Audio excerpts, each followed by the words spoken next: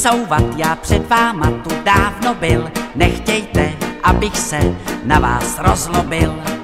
Čekal jsem, až ten pán místo pro mě vytvoří. Chtěl jsem tam zacouvat, vše pro mě hovoří.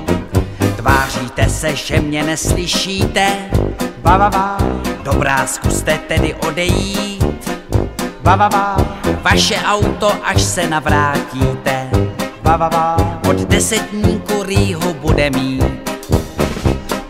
Když ten chlap odešel, od platy čas nadešel, já jemu s korunou auto obešel. Číhal však za rohem, čekal, jak se zachovám, přešel mi po střeše, z auta ruinu mám.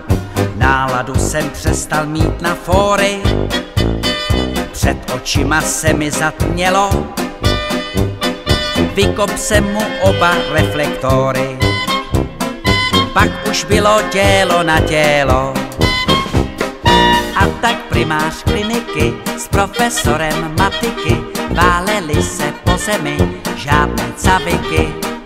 Oba starší pánové, poté když je zabásli, po právu si přibližně stejně vyvásli.